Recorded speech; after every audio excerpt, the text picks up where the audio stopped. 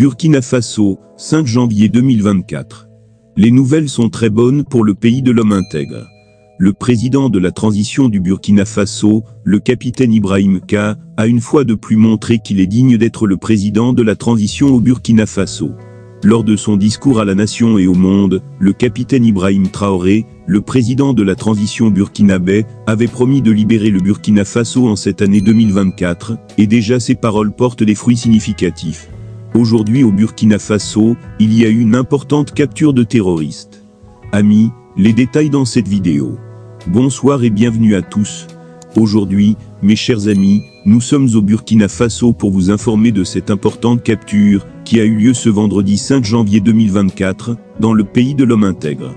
Les détails dans cette vidéo, mais avant de commencer, sachez que cette vidéo n'est pas faite pour inciter à la haine ou au jugement, elle est cependant juste à des fins informatives, alors essayez de rester courtois dans les commentaires. Avant de continuer, faisons un bref arrêt concernant la décision historique sur leur prise par le président de la transition burkinabé, le capitaine Ibrahim Traoré.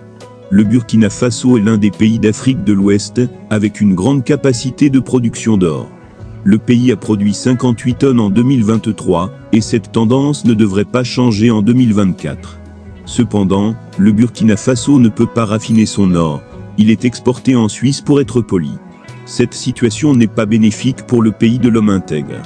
Afin de changer cela, le pays a lancé cette année la construction d'une raffinerie avec une capacité de production annuelle de 150 tonnes à 99,999% de pureté, soit environ 400 kg par jour. Cette raffinerie sera construite dans le quartier chic de Ougar 2000.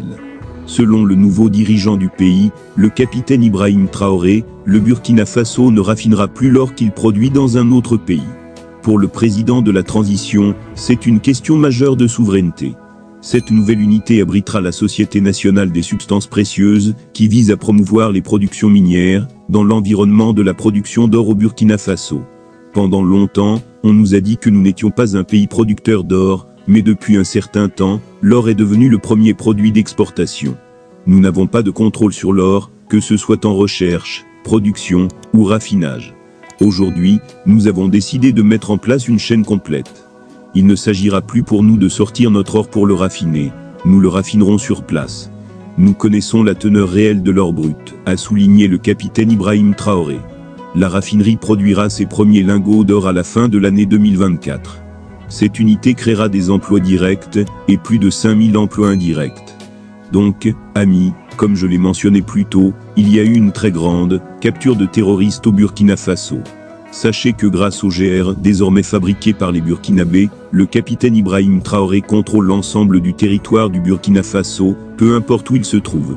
C'est la raison pour laquelle, grâce aux caméras installées sur des drones, le président capitaine Traoré a pu détecter un campement de terroristes et l'a détruit en ce jour, vendredi 5 janvier 2024. Amis, c'est déjà un très grand pas dans la libération du Burkina Faso, qui est sous l'emprise d'attaques terroristes depuis presque 10 ans.